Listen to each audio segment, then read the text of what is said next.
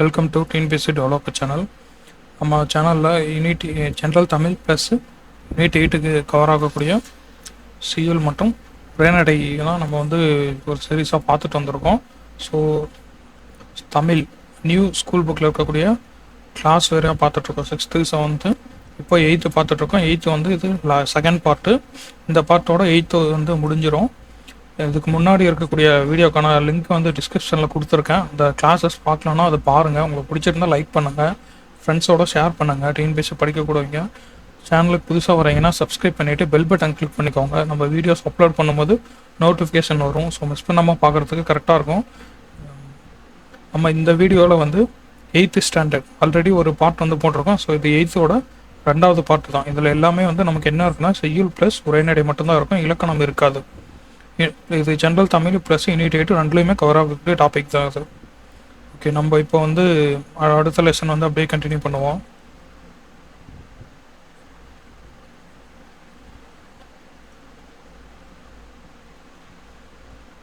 அடுத்த லெசன் வந்து கலித்தொகையிலேருந்து ஒரு பாட்டை கொடுத்துருக்காங்க. பாடறிந்து ஒழுகுதல் அப்படிங்கிறது கலித்தொகையில் இருக்கக்கூடிய ஒரு பாடல்.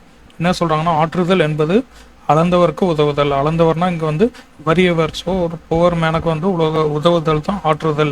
போற்றுதல் அப்படிங்கிறது புணர்ந்தாரை பிரியாமை. பண்பு என்பது பாடறிந்து ஒழுகுதல்.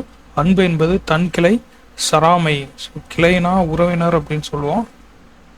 உறவினரை பார்த்து போகிற வெறுக்காமை. உறவினர் சராமை அப்படின்னா வெறுக்காமை, உறவினரை வெறுக்காமை. ஸோ அதுதான் வந்து அன்பு.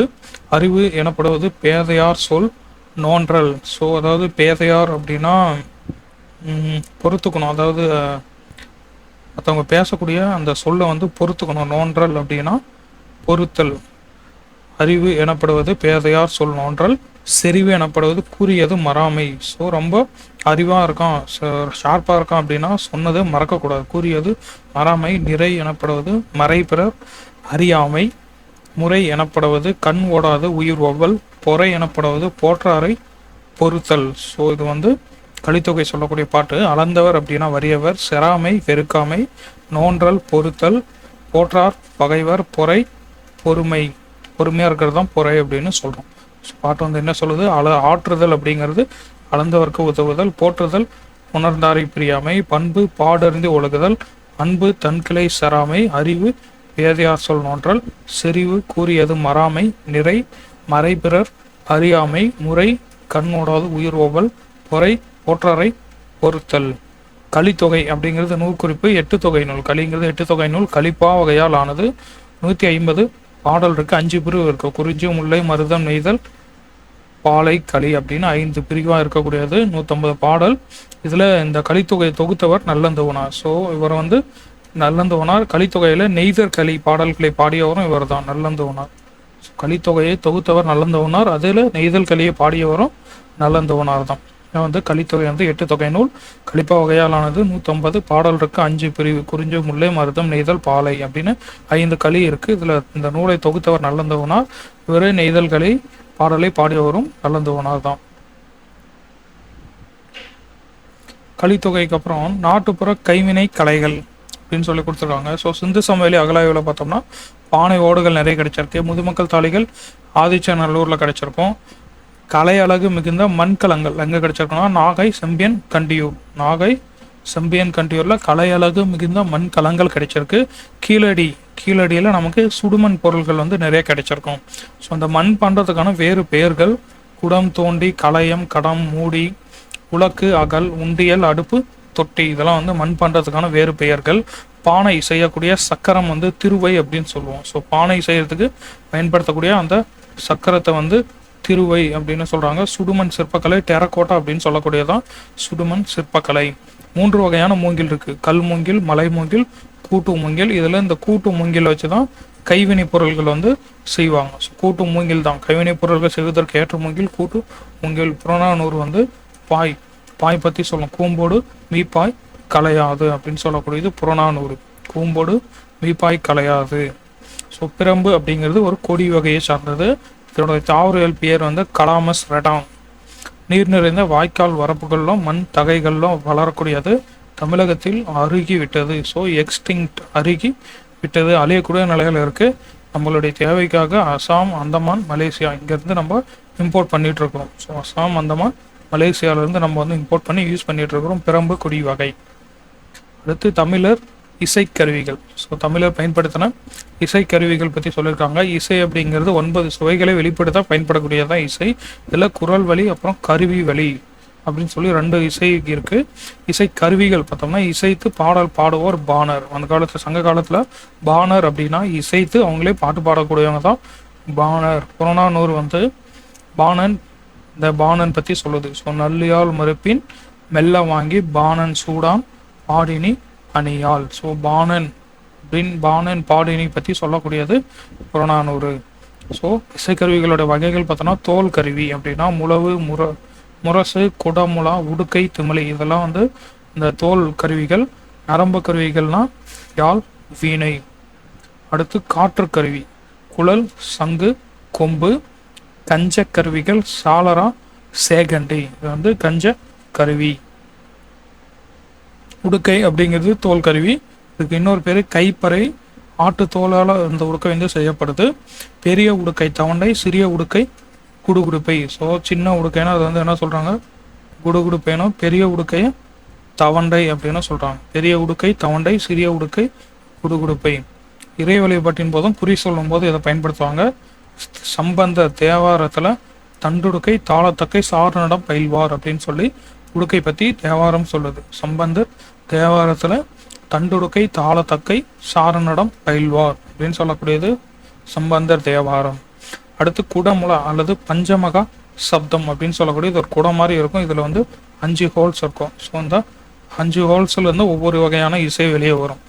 5 முகங்களை உடைய முரசு வகையை சார்ந்த இசைக்கருவி. குடத்தின் வடிவில் 5 வட்ட வடிவ வாய்களோடு இருக்கும். நடுவில் இருக்கக்கூடிய வாய் வந்து மற்றதோட பெருசாக இருக்கும். ஒவ்வொரு வாயிலிருந்து ஒரு தனி வகையான இசை வெளிப்படும். கோயில்களில் ஒலிக்கப்படக்கூடியது. சென்னை அருங்காட்சியகத்தில் இப்போ வச்சுருக்காங்க ஒரு குடமுலா பஞ்சமகா சப்தம். குழல், புல்லாங்குழல். இது வந்து வேங்குழல், புல்லாங்குழல் அப்படின்னு சொல்லுவோம். 7 துளை இருக்கும். சரிகம பதனி சரிகம பதனி அப்படின்னு 7 இசை ஸ்வரங்களை உருவாக்குறதுக்காக 7 துளைகள் இருக்கும். 20 விரல் நீளமுடையது. மூங்கில தான் பெரும்பாலும் செய்வாங்க. அது போக சந்தனம், செங்காலி, கருங்காலி. ஸோ இந்த மரங்களையும் பயன்படுத்துகிறாங்க. மூங்கில் தான் பெரும்பாலும். அது கூட சந்தன மரம், செங்காவி, கருங்காலி இந்த மரங்களையும் பயன்படுத்துகிறாங்க. 3 வகையான குழல் இருக்கிறத பற்றி சிலப்பதிகாரம் சொல்லுது. சிலப்பதிகாரம் 3 வகையான குழல் பற்றி சொல்லுது. கொன்றை குழல், முல்லை குழல், ஆம்பல் குழல். ஸோ இதெல்லாம் வந்து 3 வகையான குழல். திருக்குறள் என்ன சொல்லும்? குழல் இணைது யாழ் இணைது என்பதாம் மக்கள் மழலை சொல் கேளாதவர். குழந்தையினுடைய சொல்லை கேட்காதவங்க குழல் தான் இணைது யாழ் தான் இணைதுன்னு சொல்லுவாங்க. அவங்க மழலை சொல் கேட்டாங்கன்னா குழல் யாழை விட ரொம்ப இனிமையானது மழலையின் சொல் அப்படின்னு சொல்லி திருக்குறள் சொல்கிறாரு. திருக்குறள் சொல்லுது. ஸோ குழல் வேங்குழல், புல்லாங்குழல் 7 துளை இருக்கும். 20 விரல் நீளம் இருக்கக்கூடியது. மூங்கில், அதுக்கப்புறம் சந்தனம், செங்காலி, கருங்காலி இந்த மரங்களில் செய்கிறாங்க. 3 வகை குழல் பற்றி சிலப்பதிகாரம் சொல்லுது. கொன்றை குழல், முல்லை குழல், ஆம்பல் குழல். திருக்குறள் என்ன சொல்லுது? குழல் இணைது யாழ் இணைது என்பதாம் மக்கள் மழலை சொல் கேளாதவர். கொம்பு. கொம்புங்கிறது இப்படி கொம்பு வந்து ஊதுவாங்க. ஸோ இப்படி கொம்பு, இந்த கொம்பு இங்கே ஹோல்ஸ் போட்டு இங்கேருந்து ஊதுனாங்கன்னா இந்த வழியாக நமக்கு வந்து சவுண்ட் வரும். ஸோ இந்த கொம்பு எப்போ ஊதுவாங்கன்னா வேடர் வேட்டைக்கு போகிறப்போ ஊதுவாங்க. அதுக்கப்புறம் கழனி மேடுகளில் காவல் சேருவங்க ஊதுவாங்க. இதுக்கு வந்து மற்ற பெயர்கள் ஊது கொம்பு, எக்காலம், சிங்கநாதம், துத்தரி. ஸோ இதெல்லாம் வந்து கொம்புக்கான மற்ற பெயர்கள். ஊது கொம்பு, எக்காலம், சிங்கநாதம், துத்தரி. அடுத்து சங்கு அப்படிங்கிறது இலக்கியங்களில் பணிலம் அப்படின்னு சொல்லக்கூடியது சங்கு. இலக்கியங்களில் சங்க பணிலம்னு சொல்லியிருக்காங்க. சங்கு பற்றி சொல்லக்கூடியது திருப்பாவையில் சொல்லியிருக்காங்க. சங்குடு சக்கரம் ஏந்தும் தடக்கையன். இது வந்து திருமாலை தான் சொல்லுவாங்க. சங்குடு சக்கரம் ஏந்தும் தடக்கையன் திருமால் அப்படின்னு சொல்லி திருப்பாவை சொல்லுது. சங்கோடு சக்கரம் ஏந்தும் தடக்கையன். சாளரா அப்படிங்கிறது பாண்டில் அப்படின்னு சொல்லுவாங்க. ஸோ இது வந்து இன்றியமையாத இசைக்கருவி. ஸோ என்ன இசைக்கருவி வாசித்தாலும் அதில் வந்து ஒரு சாளரா அப்படிங்கிறது கண்டிப்பாக இருக்கும். ஸோ அது வந்து இன்றியமையாத இசைக்கருவி அப்படின்னு சொல்லக்கூடியது பாண்டில் அப்படின்னு சொல்லக்கூடிய சாளரா. அடுத்து சேகண்டை அப்படின்னு சொல்லக்கூடியது மணி வகை. ஸோ நம்ம யாராவது இறந்தாங்கன்னா அப்போ வந்து இப்படி கையில் வச்சுட்டு இங்கே ஒரு குச்சி வச்சுட்டு ஸோ இப்படி தட்டிகிட்டே இருப்பாங்க. இது வந்து மணி வகையை சார்ந்தது இந்த சேகண்டி அப்படின்னு சொல்லக்கூடியது. இன்னொரு பேர் சேமங்கலம் அப்படின்னு சொல்லுவாங்க. அடுத்து திமிலை. அல்லது பாணி அப்படின்னு சொல்லக்கூடியது பலாமரத்தினால் செய்யக்கூடிய மணர் கடிகார வடிவத்தில் பலாமரத்தினால் செய்யக்கூடிய மணர் கடிகார வடிவத்தில் இருக்கக்கூடிய ஒரு இசைக்கருவி. திமிலை பற்றி பெரிய புராணம் சொல்லுது. ஸோ வியந்துடி திமிலை தட்டி அப்படின்னு பெரிய புராணம் நமக்கு திமிலை பற்றி சொல்லுது. திமிலுக்கு இன்னொரு பேர் பாணி. பாணி. அடுத்து பறை அப்படிங்கிறது செய்தி தெரிவிக்க பறையை இசைப்பாங்க. ஆணிரையை கவர ஆகோட் பறை வந்து இசைப்பாங்க. இதுக்கு இன்னொரு பேர் தப்பு ஆட்டம், தப்பாட்டம் அப்படின்னு சொல்லுவாங்க. ஸோ பறை அப்படிங்கிறது செய்தி தெரிவிக்க பயன்படுத்தக்கூடியது. அதேமாதிரி சமயம் பகைவர்களின் ஆணிரையை கவரும் போது ஆகோட் பறை இசைக்கப்படும். தப்பாட்டம் அப்படின்னு இன்னொரு பேர் இருக்கு. மத்தளம்.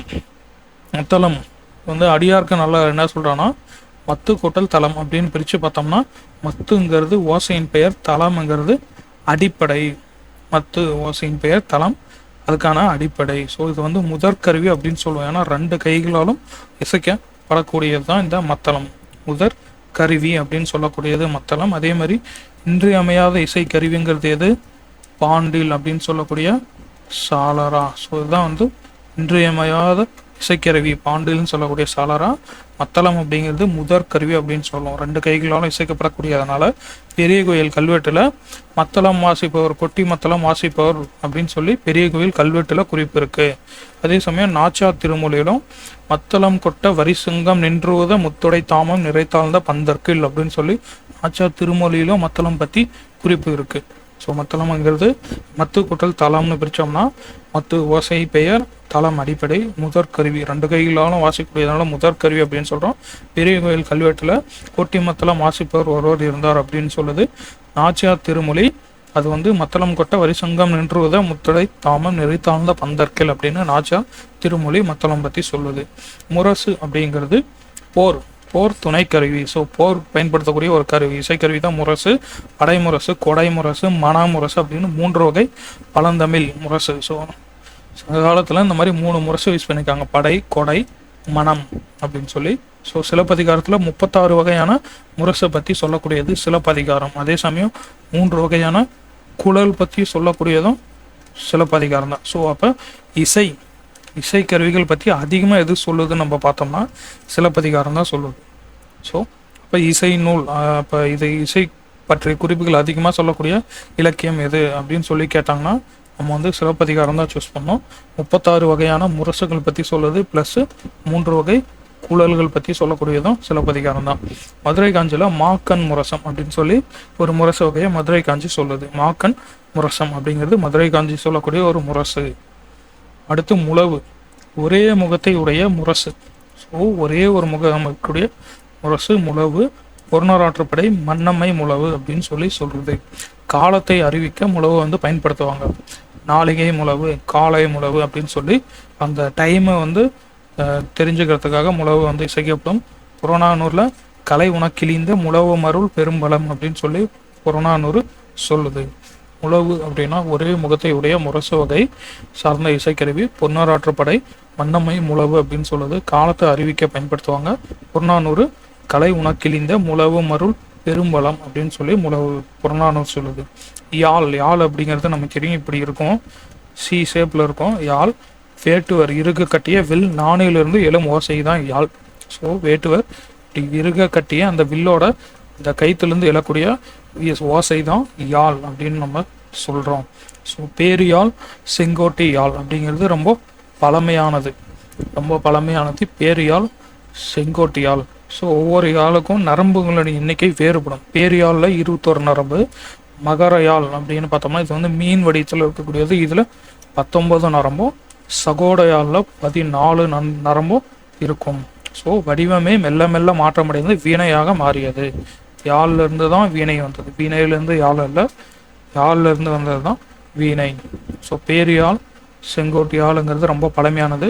பேரு யாழில் 21 நரம்பு இருக்குது, மகர யாழில் 19, சகோட யாழில் 14 நரம்பு இருக்கும்.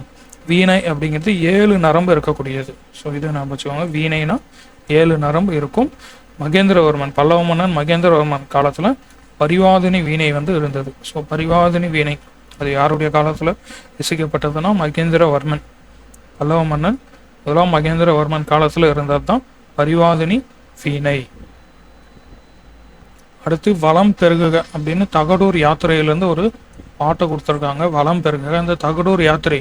ஸோ இதனுடைய ஆத்தர் வந்து நமக்கு தெரியாது. அதே மாதிரி இந்த நூலும் வந்து முழுமையாக கிடைச்சிருக்காது. ஸோ அந்த நூலும் முழுமையாக கிடைச்சிருக்காது. வளம் பெருகுக தகடூர் யாத்திரை அப்படின்னா இது வந்து ஔவையார், அதியமான், ஸோ இவங்களுக்கு இடையில நடந்த அந்த நிகழ்வுகளை பற்றி சொல்லக்கூடிய செய்யுளாக இருக்கலாம். வளம் பெருகுக அப்படின்னா என்ன சொல்லுது? பெருநீரால் வாரி சிறக்க இரு நிலத்து இட்ட வித்து எஞ்சாமை நாறுக மழை பெய்க கிளை பயில்க பிரெஞ்சி பால்வார் பிரெஞ்சி கதிரீன ஏற்கெழு செல்வர் களம் நிறைக போரின் உருகெழும் ஓதை வெறியி பெடையோடு நாரை பிரியும் விளைவயல் யானர் தாக அவன் அகன்றலை நாடே. ஸோ ஓட்டாது அப்படின்னா வாட்டம். ஓட்டாது அப்படின்னு அங்கே சொல்லியிருக்காங்க. இங்கே ஒட்டாது வாட்டம். ஒட்டாது வந்து கிளை பெயல்க, அதாவது பெய்யக்கூடிய மழையின் நீர் எல்லாமே வந்து இங்கே பயிருக்கு வந்து அந்த நீர் கம்ப்ளீட்டாக போகணும் அப்படின்னு சொல்கிறாங்க. பெய்த பின் ஒட்டாது, எங்கேயும் தங்காமல் கிளை பயில்க. பால்வார் பிரெஞ்சி கதிரியன, ஸோ அங்கே வந்து கதிர் விடுது. வைகுக அப்படின்னா தங்குக. ஓதை அப்படிங்கிறது ஓசை. உருகெழும் ஓசை, அதாவது போரின் உருகெழும் ஓதை அப்படின்னா போரினுடைய ஓசை. வெறியி அஞ்சி, வெறியினா அஞ்சி. யானர் புது வருவாய், யானர் தாக புதுசாக விளையக்கூடிய பயிர் கதிர் புது வருவாய். என்ன சொல்லுதுன்னா பெருநீரால் வாரி சிறக்க இருநிலத்து இட்ட வித்து எஞ்சாமை நாறுக. வித்து போடுறோம், மழை வருது, கிளை விடுது, மழை எங்கேயும் தங்காம பெய்த பின் ஒட்டாத வந்து கிளை பயில்க. கதிரின பிறைஞ்சி பால்வார் பிறைஞ்சி கதிரின களம் நிறைக. கதிர் நல்லா வளர்ந்து களத்துக்கு எடுத்துட்டு போறாங்க. ஏற்கெழு செல்வர் அப்படின்னு சொல்லக்கூடிய உழவர் களம் நிறைக. போரின் உருகெழும் ஓதை பெரிய பெடையோடு. உருகெழும் ஓதைனா ஓசை. நாரை பிரியும் விளைவயல் யானர் தாக புது வருவாய் அதன் மூலமா வருது. ஸோ சேர மன்னனில் அகன்ற பெரிய நாடு புது வருவாயுடன் சிறந்து விளங்குக அப்படின்னு சொல்லி இந்த பாட்டு எழுதுறாரு. ஸோ சேர மன்னருடைய சேர நாடு பற்றி சொல்லக்கூடியதான் இந்த தகடூர் யாத்திரை. ஆசிரியர் பெயர் கிடைக்கல, முழுமையாகவும் இந்த புத்தகம் வந்து இந்த இலக்கியம் கிடைக்கல. சில பாடல்கள் புறத்திரட்டு நூலில் வந்து ஒரு சில பாடல்கள் மட்டும் நமக்கு கிடைச்சிருக்கு. அடுத்து மலைச்சோறு. இந்த மலைச்சோறு அப்படிங்கிறது என்னன்னா, ஸோ ஒரு நாட்டில் வந்து ஒரு வில்லேஜில் ரொம்ப இப்படி மழையே இல்லாமல் ரொம்ப வறண்டு இருக்கு. ஸோ அப்படி இருக்கும்போது ரொம்ப மக்கள் வந்து வறட்சியில் ரொம்ப துன்பத்தில் இருக்கும்போது மழை வேண்டி வீடு வீடாக போய் சோறு வந்து பிச்சை எடுத்து அதை கொண்டு வந்து, பிச்சை இல்லை சோறு வந்து யாசகம் பெற்று அதை கொண்டு வந்து ஊருடைய பொது இடத்துல வச்சு அந்த எல்லாருமே வந்து பகிர்ந்து சாப்பிடுவாங்க. ஸோ இதை பார்க்கக்கூடிய வானம் மக்கள் இவ்வளோ கஷ்டப்படுறாங்க அப்படின்னு சொல்லி மழையே பொழியும். ஸோ இதுதான் வந்து மலைச்சோறு அப்படின்னு சொல்லக்கூடியது. ஃபஸ்ட்டு பார்த்தோம்னா மழை பொய்த்ததால் மக்கள் வருந்தி பாடுகின்றனர். மழை இல்லாதனால மக்கள் ஃபீல் பண்ணி பாடுறாங்க. என்ன பண்ணுறாங்க? வாளியிலே மாக்கரைச்சு வாசலெல்லாம் கோலம் போட்டு கோலம் கரையவில்லை, கொள்ளை மழை பெய்யவில்லை. கோலம் கரையில மழையும் பெய்யல. ஸோ கடலை செடி வாட கனத்த மழை பெய்யவில்லை, முருங்கை செடி வாட முத்து மழை பெய்யவில்லை. கருவேலும் பூக்களையே கமகமன்னும் மணக்கலையே. கருவேலும் பூக்களை மணக்கவும் இல்லை, காட்டு மல்லியும் பூக்களை காத தூரம் மணக்கலையே. மானத்தை நம்பி பிள்ளைகளை பெற்றெடுத்தோம். ஸோ அவங்களுடைய மக்கள் பசி தீரலையே. கலப்பை பிடிக்கும் தம்பி கை சோர்ந்து நிற்குதம்மா, ஏற்றம் இறைக்கும் தம்பி ஏங்கி மனம் தவிக்குதம்மா அப்படின்னு சொல்லி மழை வராதனால அவங்களுடைய துன்பத்தை சொல்றாங்க. இதே மாதிரி 3 அல்லது 5 நாள்கள் பாடி வழிபாடு செய்கின்றனர். 3லேருந்து 5 நாள் பாட்டுப்படி வழிபாடு செய்கிறாங்க. அதுக்கப்புறமும் மழை வரலன்னா காட்டிற்கு செல்ல முடிவெடுக்கின்றனர். ஸோ வனவாசம் போகிறதுக்கு முடிவெடுப்பாங்க, வனவாசம் போவாங்க. அதுக்கப்புறம் மழை வரலன்னா கண்மணியே பெண்டுகளே கனத்த மழை பெய்யவில்லை, கதறி அழுது விட்டோம் கனமழையும் பெய்யலை, மண்ணும் வறண்டும் மாரியாத்தா இறங்கலையே, வாடிகளா பெண்டுகளே வனவாசம் சென்றிடுவோம். ஸோ எல்லாரையும் கூட்டிகிட்டு வனவாசம் காட்டுக்கு போகிறாங்க. இப்படியே பாடிக்கொண்டு சோறு வாங்கிய பானை அகப்பை இதெல்லாம் தலையில் வைத்தவாறு ஊரை விட்டு வெளியேற முனைகின்றனர். அப்போ மழை பெய்ய தொடங்குகிறது. ஸோ காட்டுக்கு போக எல்லாம் தயாராக இருக்கும்போது மழை பெஞ்சிருது. ஸோ பெய்யுதையா பெய்யுது, பேய் மழையும் பெய்யுது, ஊசி போல கால் இறங்கி உலகம் எங்கும் பெய்யுது, சிட்டு போல மின்னி மின்னி சீமை எங்கும் பெய்யுது. ஸோ பேஞ்ச மழை, பேய் மழை வந்து இப்போ பெய்ய ஆரம்பிச்சிருச்சு. ஸோ அதான் வந்து மலைச்சோறு. மலை நோன்பு அப்படின்றது என்னன்னா, பஞ்ச காலங்களில் மக்கள் வந்து ஒவ்வொரு வீடாக சென்று உப்பில்லா சோற்றை பானையில் வாங்குவர். அதை ஊர் பொது இடத்துல வச்சு அனைவரும் பகிர்ந்து உண்பர். இதை கண்டு வானம் மனமிறங்கி மழை பெய்யும். ஸோ இதுதான் மலை நோன்பு. பதிப்பாசிரியரா கௌரன். ஸோ இவருடைய பழந்தமிழர் வழிபாட்டு மரபுகள், வழிபாட்டு மரபுகள் அப்படிங்கிற நூலில் இருக்கக்கூடிய கொங்கு நாட்டு மலைச்சோற்று வழிபாடு கட்டுரையிலேருந்து இந்த பாட்டை கொடுத்துருக்காங்க. பழந்தமிழர் வழிபாட்டு மரபுகள் நூல் எழுதினவர் கௌரன். எழுதல, இவர் வந்து பதிப்பாசிரியர், பப்ளிஷ் மட்டும் பண்றார். பழந்தமிழர் வழிபாட்டு மரபுகள் அப்படிங்கிற நூலை பதிப்பித்தவர் கௌரன். ஸோ இவர் வந்து அந்த நூலில் இருக்கக்கூடிய கொங்கு நாட்டு மலைச்சோற்று வழிபாட்டு கட்டுரை கொடுத்துருக்காங்க. இப்போ கொங்கு நாட்டு வணிகம், சேர நாட்டு, கொங்கு நாடுனா அந்த சேர நாட்டு வணிகம், அதை பற்றி சொல்லியிருக்காங்க. ஃபஸ்ட்டு பார்ப்போம். தொல்காப்பியம் என்ன சொல்லணும்னா, வன்புகழ் மூவர் தன்பொழில் வரைப்பு. அதாவது மூவேந்தர் பற்றி தொல்காப்பியம் என்ன சொல்லுது, வன்புகழ் மூவர் தன்பொழில் வரைப்புன்னு சொல்லுது. அதே மாதிரி வால்மீகி ராமாயணம், மகாபாரதம், அர்த்த சாஸ்திரம், அசோகருடைய கல்வெட்டு. ஸோ இதிலெல்லாம் வந்து மூவேந்தர் பற்றிய செய்திகள் வந்து இருக்கு. மூவேந்தரில் ஃபஸ்ட்டு முதன்மையானவர், ரொம்ப பழமையானவர்கள் யாருன்னா சேரர். அதனால தான் சேர சோழ பாண்டியர் அப்படின்னு சேரரை ஃபஸ்ட்டு சொல்லுவோம். இவங்க தான் ரொம்ப பழமையானவர்கள். இவங்களை பற்றி தொல்காப்பியம் சொல்லுது. போந்தை வேம்பே அப்படின்னு சொல்லி தொல்காப்பியர் வந்து சேரரை பற்றி சொல்லுது.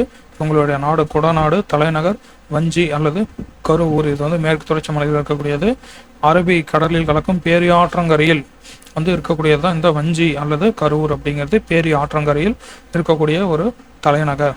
தொண்டி, முசிறி, காந்தலூர் இதெல்லாம் வந்து துறைமுகப்பட்டினம். உங்களுடைய கொடி வில் பனம்பூ, பூ பனம்பூ. எல்லைகள் அப்படின்னு பார்த்தோம்னா கேரளா பகுதி, அப்புறம் தமிழ்நாட்டில் இருக்கக்கூடிய சேலம், கோவை, அப்புறம் கரூர், இதெல்லாம் வந்து ஒரு சேலம், கோவை. இது வந்து கொங்கு நாடு அப்படின்னு சொல்கிறோம். ஏன்னா சேரர்களையும் உறவினர்கள் ஆட்சி செஞ்சுருப்பாங்க சேலம், கோவையை.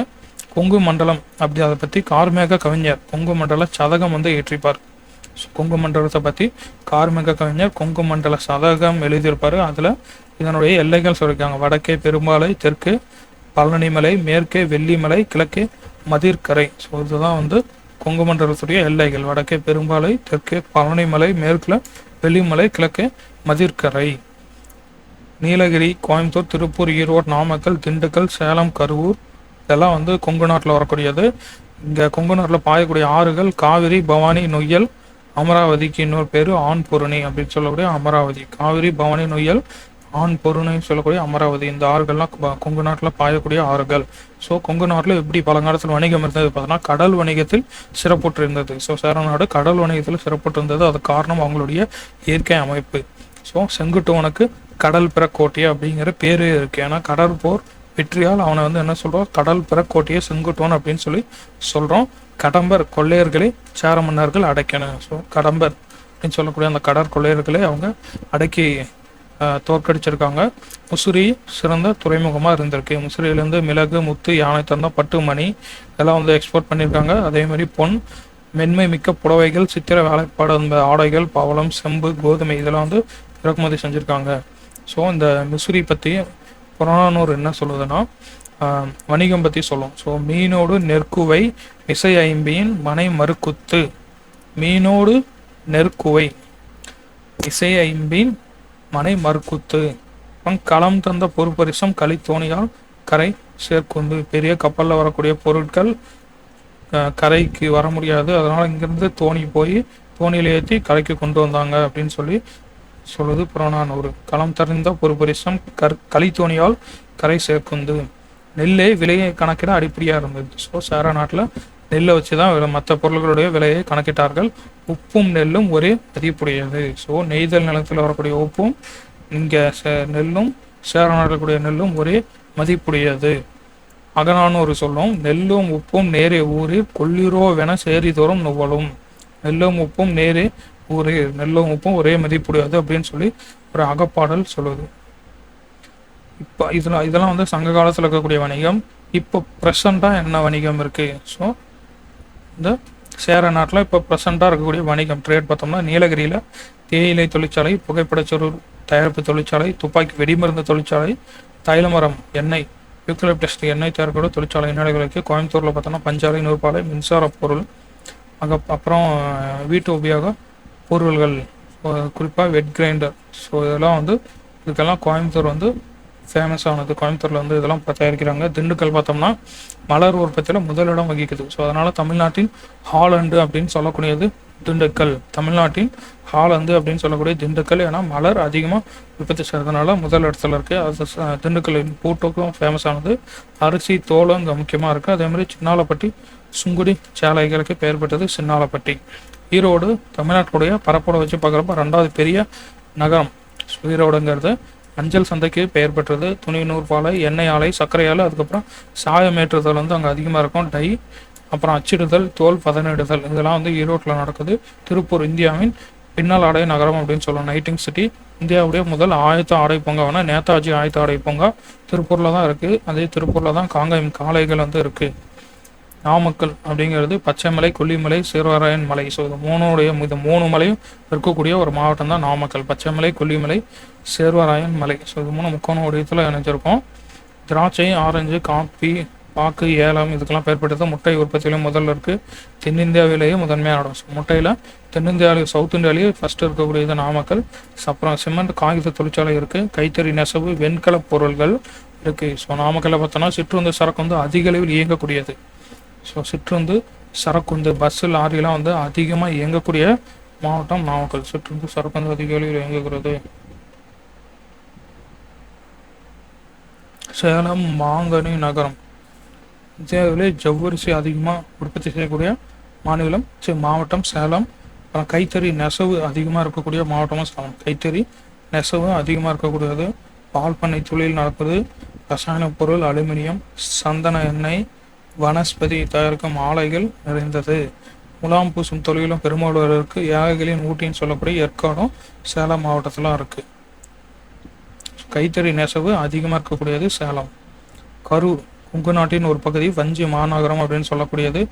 கிரேக்க அறிஞர் தாலமி. கரூர் வந்து தமிழகத்தின் முதன்மையான உள்நாட்டு வணிக மையம் அப்படின்னு சொல்லி கிரேக்க அறிஞர் தாலமியே சொல்லியிருக்காரு வஞ்சி மாநகரத்தை பற்றி. கிரேக்க அறிஞர் தாலமி சொல்லியிருப்பாரு. கல்குவாரி தொழிற்சாலை இருக்குது. அப்புறம் கைத்தறி, நெசவு ஆடைகளுக்கு பெயர் பெற்ற மாவட்டம். நெசவு ஆடைகளுக்கு பெயர் பெற்றது.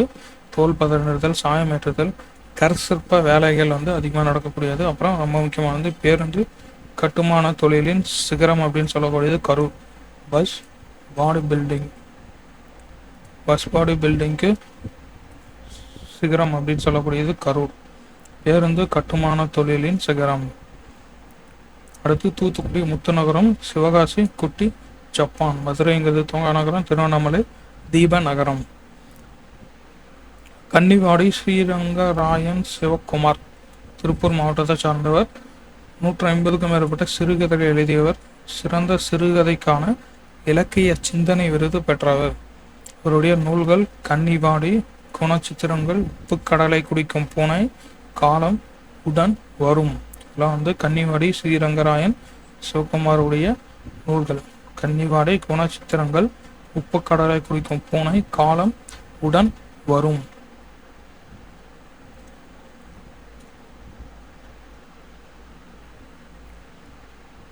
அடுத்து படை வேலம். கலிங்கத்து பரணிலிருந்து படை வேலம் செய்திருக்காங்க. அதாவது கலிங்க படையின் நடுக்கம்.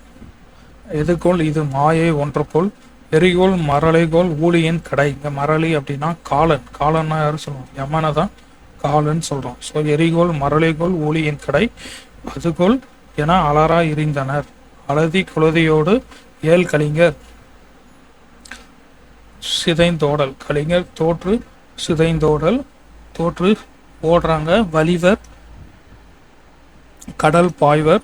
வெங்கரி மறைவர் யானையின் பின் மறைவர். நழுவி ஓடுவர். வன்பிலம் இழிவர் அப்படின்னா மலை குகையில் போய் ஒளிஞ்சுப்பாங்க. வன்பிலம் இழிவர். தூறு மண்டுவர் புதரு பின்னாடியும் போய் ஒளிஞ்சுக்குவாங்க. இருவர் ஒரு வழி போகல் இன்றியே. ஸோ எல்லாம் பிரிஞ்சு ஓடுவாங்க. அதான் சிதைந்து ஓடல். ஒருவரின் ஓட முந்தினர். ஒருத்தர் முந்தி ஓடுறாங்க. உடலின் நிழலினை வெறிவி அஞ்சினர். ஸோ ஒருத்தர் ஓடும்போது பக்கம் இன்னொருத்தரோடைய நிழலை பார்த்து அவங்க வந்து வெறுவி அஞ்சினர். நிழலை பார்த்து பயப்படுறாங்க. வருவர் என இறைஞ்சினர். ஸோ அருவர்னா இங்கே தமிழர் தமிழர் வந்து காப்பாற்றுவாங்க அப்படின்னு அவங்க வேண்டிக்கிறாங்க. அபயம் என நடுங்கியே மலைகள் அதிர்வன போல் உடன்றன சினந்து வளவன் விடுபடை வேலம் என்றருள். வளவன் அப்படின்னா இங்க வந்து சோழனை பத்தி சொல்லுது, குலோத்துங்கன் பத்தி சொல்லும். வளவன் விடுபடை வேலம் என்றிருள் முளைகள் நுழைவார்கள். மலை குகைக்குள்ள போறாங்க. போரில் இன்று நம் முதுகு செய்யும் உபகாரம் என்.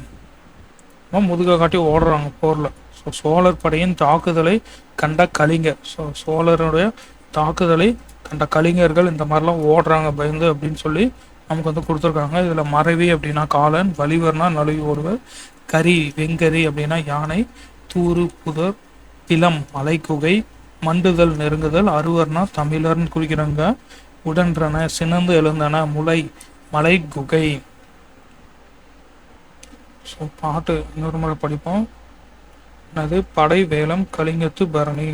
கலிங்கப்படையின் நடுக்கம் எதுகோல் இது மாயை ஒன்றுகோல் எரிகோல் மரளைக்கோல் ஊழியின் கடை அதுகோல் என அலரா எரிந்தனர் அலதி குலதையோடு ஏல் கலிங்கர்.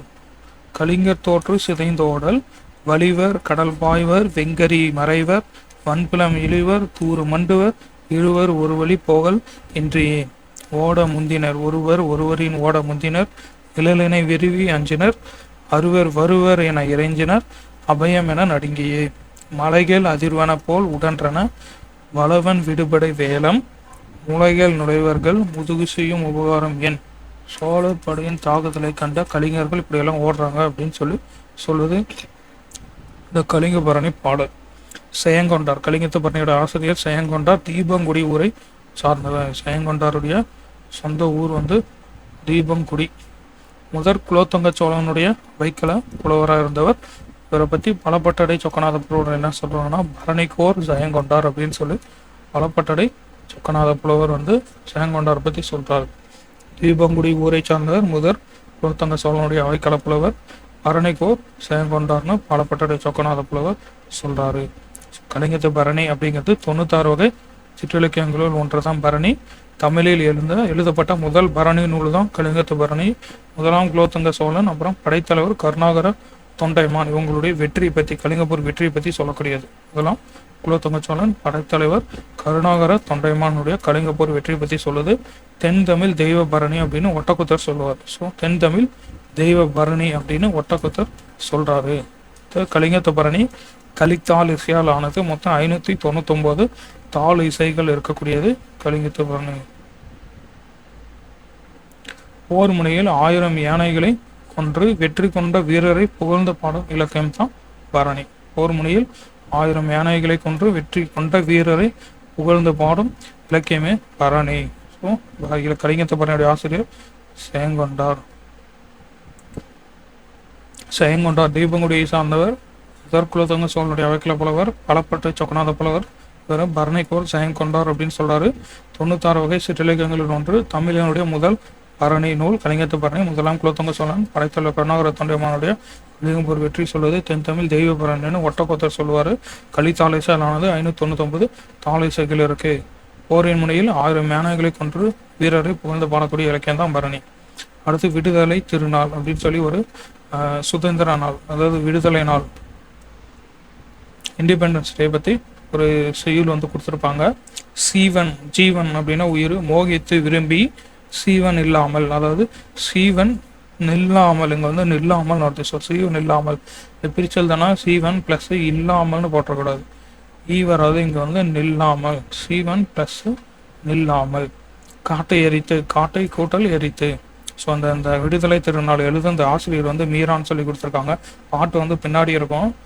மீரா அப்படின்னா என் பேர் மீ ராஜேந்திரன், கல்லூரி பேராசிரியர் ப்ரொஃபஸர். அன்னம் விடு தூது இதழை நடத்தியவர். பாருங்க, அன்னம் விடு தூது இதழை நடத்தியவர் யாருன்னா மீரா, மீ ராஜேந்திரன்.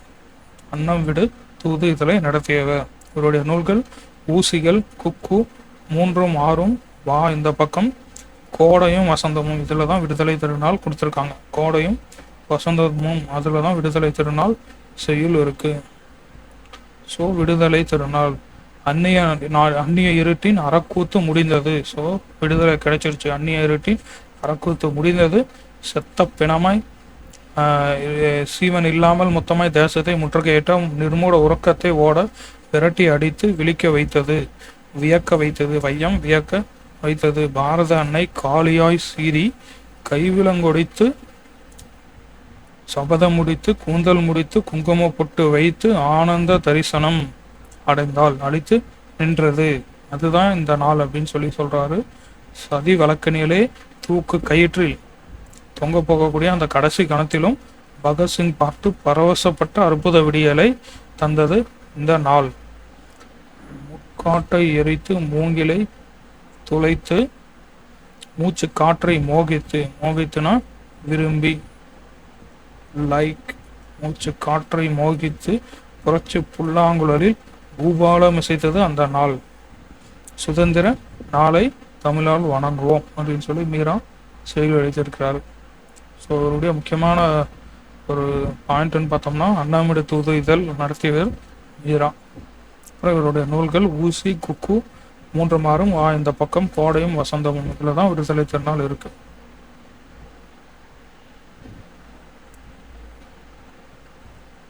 அடுத்து பாரத ரத்னா எம்ஜிஆர் பற்றி கொடுத்துருக்காங்க. இவங்களுடைய பெற்றோர் வந்து கேரளாவை சார்ந்தவங்க. இலங்கையில் உள்ள கண்டியில் 1917 ஜனவரி 17ஆம் நாள் வந்து பிறந்திருப்பார். கோபாலன் சத்யபாமா பெற்றோர் 5வது மகன். ஸோ 5வது பிள்ளை தான் எம்ஜிஆர் அவர்கள். குழந்தையாக இருக்கும்போது தந்தையை இழந்திருப்பாங்க. அதுக்கப்புறம் அம்மா வந்து தமிழ்நாட்டுக்கு வந்து கும்பகோணத்தில் தங்கியிருப்பாங்க. ஸோ டாக்டர் பட்டம் கொடுத்தது சென்னை பல்கலைக்கழகம். எம்ஜிஆர் மருத்துவ பல்கலைக்கழகம் நிறுவப்பட்டிருக்கு. சென்னை பல்கலைக்கழகம் தான் டாக்டர் பட்டம் கொடுத்துருக்கு. கடற்கரையில் நினைவிடம். அப்புறம் இறப்புக்கு முன்னாடி பாரத ரத்னா 1988 1988 இறந்ததுக்கப்புறமா பாரத ரத்னா வழங்கப்பட்டிருக்கும். நலத்திட்டங்கள் அப்படின்னு பார்த்தோம்னா உழவர்களுடைய கடன் தள்ளுபடி செய்யப்பட்டிருக்கு. வீட்டு வசதி திட்டம், திருமண உதவி திட்டம், தாய் சேய் நல இல்லங்கள், பருப்பொடி வழங்கும் திட்டம், பாடநூல் வழங்கும் திட்டம், உதவித்தொகை, முதியோர் உதவித்தொகை, வேலைவாய்ப்பு அற்றவர்களுக்கு உதவித்தொகை. அதெல்லாம் வந்து இவருடைய நலத்திட்டங்கள். தமிழ் வளர்ச்சி பணிகள்லாம் பெரியாருடைய எழுத்து சீர்திருத்தத்தை நடைமுறைப்படுத்தியிருப்பார். மதுரையில் 5ஆம் உலகத்தமிழ் மாநாடு நடத்தியவர். 5ஆம் உலகத்தமிழ் மாநாடு. அதே மாதிரி தஞ்சையில் 1000 ஏக்கர் பரப்புள்ள தமிழ் பல்கலைக்கழகத்தை கட்டியவர். நூற்றாண்டு விழாவை ஒட்டி 2017 2018. ஸோ இந்த 2017 நூற்றாண்டு விழாவை ஒட்டி சென்னையில் மதுரையிலும் பேருந்து நிலையத்துக்கு எம்ஜிஆர் பெயர் வந்து வைக்கிருப்பாங்க. சென்னை மதுரையில் பேருந்து நிலையத்துக்கு எம்ஜிஆர் பேர். அதே மாதிரி சென்னை சென்ட்ரல் ரயில் நிலையத்துக்கும் அவருடைய பேர் தான் வச்சுருப்பாங்க. இப்போனா நூற்றாண்டு விழாவை ஒட்டி எம்ஜிஆர் பேர் வந்து வச்சுருப்பாங்க. அடுத்து அதியமான் ஔவையார். இது நெல்லிக்கனி கொடுத்தது, அப்புறம் வரவிருந்த போரை தடுத்தது. இது பற்றின ஒரு பாட்டு கொடுத்துருப்பாங்க. அதியமான் ஔவைக்கு நெல்லிக்கனி கொடுக்குறாங்க. அப்போ தொண்டைமான் வந்து படையெடுத்து வரும் செய்தியை அதியமான் வந்து ஔவை கிட்ட சொல்கிறாங்க. ஔவை வந்து தொண்டைமான் கிட்ட அதியமானுக்காக தூது போகிறாங்க. தூது போகும் அவங்க கிட்ட சொல்கிறாங்க போர் வேண்டான்னு. ஆனால் தொண்டைமான் என்ன பண்ணுறாரு, படைக்கருவிகளே காட்டுறாரு. ஸோ என்கிட்ட இவ்வளோ படைக்கருவி இருக்குது நான் அப்படின்னு சொல்லி காட்டுறாரு. இருந்தாலும் ஔவை வந்து அதியமானுடைய படைச்சிறப்பு, உன்னுடைய படைக்கருவியை விட அங்கே படைச்சிறப்பு அதிகமாக இருக்குது அப்படின்னு சொல்லி சொல்லுவாங்க. குறிப்பால் உணர்த்தல். உடனே தொண்டைமான் போர் வேண்டாம் அப்படின்னு முடிவு செஞ்சிருவார். ஸோ ஒரு போரை வந்து தடுத்த பெருமை ஔவையாருக்கு உண்டு. இதை வந்து அப்படியே செய்யுளும் கொடுத்துருக்காங்க. சிறியிலை நெல்லி தீங்கனை குறியாது நின்னகத்து அடக்கி சாதல் நீங்க எமக்கு இந்தனையே. ஸோ அந்த நெல்லிக்கனியை எனக்கு கொடுத்துட்டே நீ சாப்பிடாம அப்படின்னு சொல்லி ஒரு செய்யும். சிறியிலை நெல்லி தீங்கனை குறியாது நின்னகத்து அடக்கி சாதல் நீங்க எமக்கு இந்தனையே. அடுத்து இவ்வே பீலி அணிந்து மாலை சூட்டி கண் திரள் நோல்கால் திருந்தி நெய்யணிந்து கடியுடை வியன் நகர பகைவர் குத்தி கோடு நுதி சிதைந்து கொல்துறை குற்றிலமாதோ. உண்டாயின் பதம் கொடுத்து இல்லாயின் உடன் உண்ணும் இல்லோர் ஒக்கல் தலைவன் கோமான் வைநுதி வேலே. குதிரையேற்றம் ஈக்வெஸ்ட்ரியன். குதிரையேற்றத்துக்கு இங்கிலீஷில் ஈக்வெஸ்ட்ரியன். பாட்டு இன்னொரு மாதிரி படிப்போம். சிறியிலை நெல்லி தீங்கனை குறியாது நின்னகத்து அடக்கி சாதல் நீங்க எமக் ஈந்தனையே. இவ்வே பீலி அணிந்து மாலை சூட்டி கண்திரள் நோன்கால் திருத்தி நெய்யணைந்து கடியுடை வியன் நகர பகைவர் குத்தி கோடு நுதி சிதைந்து கொல்துறை குற்றிலமாதோ. உண்டாயின் பதம் கொடுத்து உடன் உண்ணும் இல்லோர் ஒக்கல் தலைவன் கோமா பயனுதி வேலே. அடுத்து ஒன்றை குலம் ஒருவனே தேவன், திருமூலருடைய பாட்டு. ஒன்றை குலமும் ஒருவனே தேவனும் நமனில்லை நாணாமே, சென்றே புகும் கதியில்லை நும் சித்தத்து நின்றே நிலை பெற நீர் நினைந்து உய்மேனே. படமாட கோயில் பகவர்க்கு ஒன்று ஈயில், நடமாட கோயில் நம்பர்க்கு அங்கு ஆகா. நடமாட கோயில் நம்பக்கு ஒன்று ஈயில், படமாட கோயில் பகவர்க்கு அது ஆகுமே. பகவர்க்கு இப்போ பாருங்க, நமன்னா யமன். ஸோ இங்கே வந்து நமன் இல்லை அப்படின்னா யமன் இல்லை அப்படின்னு சொல்றார். ஒன்றே குலமும் ஒருவனே தேவனும் நன்றே நினைமீன், நினைச்சோம்னா நமக்கு நமன் இல்லை நாணாமே. சென்றே புகும் கதி இல்லை நம் சுத்தத்து நன்றே நிலை பெற நீர் நினைந்து உய்மேனே. நம்பர் அப்படின்னா அடியார், இங்கே நம்பர்னா அடியார். படமாட கோயில் அகவர்க்கு ஒன்று ஈயல், அகவர்னா இங்கே வந்து இறைவன் வச்சுக்கோம். ஸோ இறைவருக்கு ஒன்று கொடுத்தோம்னா அது நண்பருக்கு ஆகாது, ஆனால் நண்பருக்கு அடியாருக்கு கொடுக்கக்கூடியது அது வந்து இறைவனுக்கு ஆகுமே. ஸோ அடியாருக்கு கொடுக்கக்கூடியது அதுதான் வந்து கடவுளுக்கு கொடுத்த மாதிரி, ஆனால் கடவுளுக்கு கொடுத்தது அடியாருக்கு கொடுத்ததா ஆகாது அப்படின்னு சொல்லியிருப்பாரு. படமாட கோயில் பகவர்க்கு ஒன்று ஈயில் நம்பர்க்கு ஆகா, நம்பக்கு ஒன்று ஈயில் பகவர்க்கு அது ஆகுமே அப்படின்னு சொல்லியிருப்பார். அடியார்களாகிய மக்களுக்கு கொடுப்பது இறைவனுக்கு சேரும் அப்படின்னு திருமுறையில் சொல்றாரு. ஸோ 63 நாயன்மார்களில் ஒருத்தர் தான் திருமூலர். 17 சித்தர்களுள் ஒருத்தராகவும் இருக்கார். 63 நாயன்மார்களில் ஒருத்தர், அதே சமயம் 17 சித்தர்களையும் ஒருத்தராக திருமூலர் இருக்காரு. இவருடைய திருமந்திரம் அதில் வந்து மொத்தம் 3000 பாடல்கள் கொண்டது. தமிழ் 3000 அப்படின்னு சொல்கிறோம். 12 திருமுறைகளில் 10ஆம் திருமுறை திருமூலருடையது. திருமூலர் 63 நாயன்மார்களுள் ஒருவர், 17 சித்தர்களுள் ஒருவர். இவருடைய நூல் திருமந்திரம் 3000 செய்யுள்களை கொண்டது. திருமந்திரம் 3000 பாடல்களை கொண்டது. அதனால தமிழ் 3000 அப்படின்னு சொல்கிறோம். 12 திருமுறைகளில் 10ஆம் திருமுறையாக வைக்கப்பட்டுள்ளது திருமூலருடைய திருமந்திரம். அடுத்து மெய்ஞான ஒளி, குணங்குடியார் பாடற் கோவை. குணங்குடி மஸ்தான் சாஹிப் அவருடைய பாட்டு கொடுத்துருக்காங்க. மெய்ஞான ஒளி, ஸோ எது உண்மையான அறிவு அப்படின்னு சொல்றாரு. கள்ள கருத்துக்களை அறுத்தவருக்கு மெய்ஞான ஒளியை பராபரமே. கள்ள கருத்து, பொய்யான கருத்துக்களை விட்டுட்டீங்கன்னா உங்களுக்கு மெய்ஞான ஒளியை பராபரமே. காசை விரும்பி கலகின் என்று உன் பாத ஆசை விரும்பாது அலைந்தேன் பராபரமே. காசை விரும்பி அலைந்தேன் பராபரமே. அறிவை அறிவோருக்கு ஆனந்த வெள்ளமாய் கரை அறவே பொங்கும் கடலை பராபரமே. ஸோ அறிவை அறிவோருக்கு, அறிவு இருந்தால் அவருக்கு வந்து ஆனந்த வெள்ளமாய் பொங்கும் கடல் தான் பராபரமே. அடக்க தாம் மாய ஐம்பொறியை கட்டி படிக்க படிப்பு எனக்கு பகராய் பராபரமே. அந்த ஐம்பொறியும் நம்ம கட்டி ஆனந்தத்தை அடைய படிப்பு எனக்கு பகராய் கொடுப்பாய் அப்படின்னு கேட்குறாரு. பகராய் அப்படின்னா தருவாய், அறுத்தவருக்கு நீக்கி அவருக்கு. கள்ள கருத்துக்களை கட்டோடு அறுத்தவருக்கு உள்ளிருக்கு மெய்ஞான ஒளியே பராபரமே. காசை விரும்பி கலங்கி நின்று உன் பாத ஆசை விரும்பாது அலைந்தேன். அறிவை அறிவோருக்கு ஆனந்த வெள்ளமாய் பொங்கும் கடலே. ஐம்பொறியை கட்டி படிப்பு எனக்கு பகராய் அப்படின்னு கேட்குறாரு. குணங்குடி மஸ்தான் சாஹிப், இயற்பெயர் சுல்தான் அப்துல் காதர். இளம் வயதிலே துறவியாக இருந்தவர். சதுரகிரி, புறாமலை, நாகமலை இங்கே பகுதிகளில் தவமையற்றி ஞானம் பெற்றவர். இவருடைய நூல் எக்கால கண்ணி, மனோன்மணி கண்ணி, நந்தீஸ்வர கண்ணி. ஸோ 3 கண்ணி, எக்கால கண்ணி, மனோன்மணி கண்ணி, நந்தீஸ்வர கண்ணி. அப்புறம் குணங்குடியார் பாடற் கோவை அப்படிங்கிற தொகுப்பும் கொடுத்துருக்காங்க. ஸோ குணங்குடி மஸ்தான் சாஹிப்புடைய இயற்பெயர் சுல்தான் அப்துல் காதர். இளம் வயதிலே துறவியாக இருந்தவர். சதுரகிரி, புறாமலை, நாகமலையில் தவமேற்றி ஞானம் பெற்றவர். இவருடைய நூல் எக்கால கண்ணி, மனோன்மணி கண்ணி, நந்தீஸ்வர கண்ணி, குணங்குடியார் பாடற் கோவை தொகுப்புல இருந்து நமக்கு மெய்ஞான ஒளி அப்படிங்கிற பாட்டை கொடுத்துருக்காங்க. அடுத்து அயோத்திதாசர். அயோத்திதாசர் வந்து பண்டைய இலக்கிய சமூக சமய வரலாற்று ஆய்வு இதெல்லாம் செய்தவர். புதிய சமுதாயத்தை கட்டமைக்கும் முயற்சியில் ஈடுபட்டவர். பெரியார், அம்பேத்கருக்கு முன்னோடி. சமத்துவம், பகுத்தறிவில் பெரியார் அம்பேத்கருக்கு முன்னோடியாக விளங்கியவர் அயோத்திதாசர். 5 பண்புகள் சொல்றார். நல்ல சிந்தனை இவர்கிட்ட இருந்தது. சிந்தனை, சிறப்பான செயல், உயர்வான பேச்சு, ஓப்பான எழுத்து, பாராட்டத்தக்க உழைப்பு. ஸோ இந்த 5 பண்புகள் கொண்டவர் தான் அயோத்திதாசர். தென்னிந்திய சமூக சீர்திருத்தத்தின் தந்தை அப்படின்னு சொல்லக்கூடியவர்.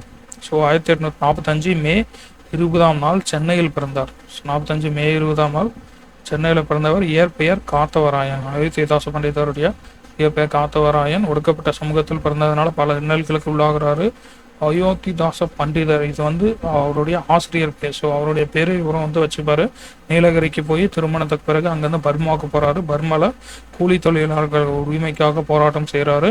அதுக்கப்புறம் தமிழ்நாடுக்கு வந்து ஒடுக்கப்பட்ட உரிமைக்காக போராடுறாரு. இவருக்கு பாலி, வடமொழி, ஆங்கிலம் வந்து நல்லா தெரியும். அதுபோக நிறைய நூல்களையும் ஆழ்ந்து கற்றிருப்பார். இலக்கியம், இலக்கணம், கணிதம், மருத்துவம், சமய தத்துவம் இந்த பல்துறை நூல்களையும் ஆழ்ந்து கற்றிருப்பார். 1907 சென்னையில் ஒரு பைசா தமிழன் அப்படிங்கிற வார இதழை காலனா விலையில் வந்து வெளியிட்டிருப்பார். ஸோ வார இதழ் வீக்லி காலனா 1/4 ஆனால் காலனா விலையில் வெளியிட்டிருப்பார். அப்புறம் 1908 அதை தமிழன் அப்படின்னு பெயர் மாற்றம் செஞ்சிருப்பார். ஸோ ஒரு பைசா தமிழனை அடுத்த வருஷம் தமிழன் அப்படின்னு பெயர் மாற்றம் செஞ்சிருப்பாரு. உயர்நிலை, இடைநிலை, கடைநிலை இதை வந்து பாகுபடுத்தி அறிய முடியாத மக்களுக்கு நீதி, நேர்மை, சரியான பாதை தெளிவுபடுத்துவது தான் இந்த ஒரு பைசா தமிழனின் நோக்கம் அப்படின்னு சொல்லியிருப்பாரு. இவருடைய தாக்கம் வந்து Mysore, Kolar, Hyderabad, Rangoon, Malaysia, Australia, தென்னாப்பிரிக்கா அவருடைய தமிழர்களுக்கும் அவருடைய சிந்தனை வந்து போய் சேர்ந்துருக்கு. கல்வி பார்த்தோம்னா கல்வியை பற்றி சொல்லுவார். ஸோ முழு நிலவாகி ஒளி வீசுவது போல கல்வி நிறுவனங்களில் அறிவை வளர்க்க நூல்கள் வந்து கற்பிக்க வேண்டும் அப்படின்னு சொல்றாரு. ஸோ நிலவு ஒளி வீசுவது போல இந்த நூல்களை கற்பிக்க வேண்டும். கல்வியோடு கைத்தொழில், வேளாண்மை, தையல், மரம் வளர்த்தல் இதுவும் வந்து கற்றுக்கணும். கல்வி கூட கைத்தொழில், வேளாண்மை, தையல், மரம் வளர்த்தல் படிக்கணும் அப்படின்னு சொல்லியிருக்காரு. பெண்களுக்கும் வந்து கல்வி உரிமை வேண்டும் அப்படின்னு சொல்லியிருக்காரு. இவர் எழுதிய நூல்கள் பார்த்தோம்னா புத்தரது ஆதிவேதம், இந்திரர் தேச சரித்திரம், விவாக விளக்கம், புத்தர் சரித்திரப்பா. ஸோ இதெல்லாம் வந்து அவர் எழுதிய நூல்கள். புத்தரது ஆதிவேதம், இந்திரர் தேச சரித்திரம், விவாக விளக்கம், புத்தர் சரித்திரப்பா. அடுத்து இவர் பப்ளிஷ் பண்ண நூல்கள் இதில் இன்னொன்று இருக்க போகிறேன். திருவள்ளுவர், ஔவையார் இவங்களுடைய படைப்புகளுக்கு பௌத்த கோட்பாடுகளின் அடிப்படையில் புதிய விளக்கம் கொடுத்திருப்பாரு. பதிப்பித்த நூல்கள் பப்ளிஷ் பண்ணது போகர் 700, அகத்தியர் 200, செமிட்டு ரத்தன சுருக்கம், பால வாகரம் இதெல்லாம் வந்து பப்ளிஷ் பண்ணியிருக்கிறார். பிரிண்ட் பண்ணி வெளியிட்டிருப்பார். குடும்பத்தில் அன்பும் ஆறுதலும் இருந்தால் ஊர் முழுக்க இருக்கும். ஊர் முழுக்க இருந்தால் நாடு நல்லா இருக்கும். நாடு நல்லா இருந்தால் புலியும் பசுவும் ஒரே நீர்த்துறையில் நீர் அருந்தும். ஸோ இந்த புலியும் பசுவும் ஒரே நீர்த்துறையில் நீர் அருந்தும் அப்படிங்கிற இந்த ஒரு இது வந்து கட்டபொம்மன் பாஞ்சால நாட்டில். ஸோ கட்டபொம்மனுடைய அந்த கதைப்பாடல் அப்படிங்கிற அந்த பாட்டிலையும் படிச்சிருப்போம். புலியும் பசுவும் ஒரே நீர்த்துறையில் நீர் அருந்தும் இந்த பாஞ்சால நாட்டில் அப்படின்னு சொல்லி படிச்சிருப்போம். பெரியார் என்ன சொல்லியிருப்பாரு? என்னுடைய பகுத்தறிவு பிரச்சாரத்துக்கு முன்னோடியாக இருந்தவர் அயோத்திதாசரும் தங்கவயல் அப்பாதுரையாரும் அப்படின்னு சொல்லி பெரியார் சொல்லியிருப்பாரு. ஸோ சிறந்த வழிகாட்டி அப்படிங்கிறவர் எப்படி இருக்கணும்னு சொல்றாரு. மாமனிதராக, அறிவாற்றல் பெற்றவராக, நன்னெறியை கடைபிடிப்பவராக, கடவுள் என துதிப்பார்கள் அப்படி இருந்தால் கடவுள் மாதிரி மதிப்பார்கள் அப்படின்னு சொல்லி சொல்றாரு. மழையை பற்றி சொல்றாரு. ஸோ மழை பொய்க்கிறதுக்கு, மழை வராமல் இருக்கிறதுக்கு காரணம் ஞானிகள் எல்லாமே, அதுக்கு காரணம் அறிவாளிகள் எல்லாமே, அதுக்கு காரணம் அரசர்கள் இல்லாத காரணம் நல்ல குடிகள் இல்லை. ஸோ நல்ல குடிகள் இல்லாத நாட்டுக்கு இயற்கை கூட உதவாது, மழை கூட வராது நல்ல குடிகள் இல்லைன்னா. ஸோ நல்ல குடிகள் இருந்தால் அரசர்கள் நல்லா இருப்பாங்க, அரசர்கள் நல்லா இருந்தால் அறிவாளிகள் இருப்பாங்க, அறிவாளிகள் இருந்தால் ஞானிகள் இருப்பாங்க, ஞானிகள் இருக்கும்போது மழை நல்லா வரும் அப்படின்னு சொல்றாரு. சமத்துவம் அப்படின்னு சொல்லி அதாவது எல்லாருக்குமே எல்லா இதுலையும் ஊராட்சி, நகராட்சி, சட்டமன்றம், நாடாளுமன்றம் எல்லா இடத்துலையும் பிரதிநிதித்துவம் எல்லாருக்கும் வேணும்னு சொல்லியிருப்பாரு. இந்து, பௌத்தர், கிறிஸ்துவர், இஸ்லாமியர், ஆங்கிலோ இந்தியர், ஐரோப்பியர் எல்லாருக்குமே ரெப்ரசன்டேஷன் கொடுக்கணும்னு சொல்லியிருக்காரு. தாம்பரத்தில் வந்து சித்த ஆராய்ச்சி மையத்துடன் இணைந்த மருத்துவமனைக்கு அவருடைய பெயர் சூட்டியிருப்பாங்க. தாம்பரத்தில் இருக்கக்கூடிய சித்த ஆராய்ச்சி மையத்துடன் இணைந்த மருத்துவமனைக்கு இவருடைய பெயர் வச்சிருக்காங்க. இவர் நிறுவிய அமைப்பு பார்த்தோம்னா சங்கம், திராவிட மகாஜன சங்கம் 1892. ஸோ இங்கே வந்து சாலை அமைத்தல், கால்வாய் வெட்டுதல், காவல்துறையினரை நியமித்தல், பொது மருத்துவமனை அமைத்தல், கல்விக்கூடங்கள் ஏற்படுத்துதல். ஸோ இதெல்லாம் வந்து இந்த வேலைகள்லாம் செய்யறதுக்காக திராவிட மகாஜன சங்கம் 1892 ஆரம்பிச்சிருப்பாரு. விடுதலை பற்றி சொல்றாரு. ஸோ வெறும் ஆட்சி மாற்றமாக இருக்கக்கூடாது, மக்களுடைய வாழ்க்கையில மாற்றங்களை ஏற்படுத்ததான் இருக்கணும். சுயராஜ்யத்தின் நோக்கம் அதிகாரத்தை கைப்பற்றது மட்டும் இருக்கக்கூடாது, மக்களுடைய சமூக பொருளாதார வளர்ச்சியும் உள்ளடக்கியதாக இருக்கணும். மக்கள் வாழ்க்கையில மாற்றம் உண்டானா மட்டும்தான் உங்களுடைய நாடு முன்னேற முடியும் அப்படின்னு சொல்லியிருப்பார். ஸோ தனித்தன்மையுடைய சிந்தனையாளர் தான் எழுத்துதாச பண்டிதர். அடுத்து மாகாணி வீசம். ஸோ இதெல்லாம் வந்து அளவை பெயர்கள். அணா சல்லி துட்டு இது நாணய பெயர்கள். 16 அணா சேர்ந்தது தான் 1 ரூபான்னு சொன்னோம். அப்போ காலனானா 1/4, அரை ரூபாய் 8 சொல்லுவோம், 1/4 ரூபாய் 4 அப்படின்னு சொல்கிறோம். ஒரு பைசா தமிழனை காலனா விலையில தான் வெளியிட்டிருப்பார் வார பத்திரிகை. சிறுகதை மன்னன் யார்? புதுமைப்பித்தன். அவருடைய இயற்பெயர் ஸோ விருத்தாச்சலம். ஸோ சிறுகதைகளில் புது புது உத்திகளை கையாண்டவர். 100க்கும் மேற்பட்ட சிறுகதைகளை எழுதியிருப்பார். திரைப்படங்களுக்கு கதை உரையாடலும் எழுதியிருக்காரு.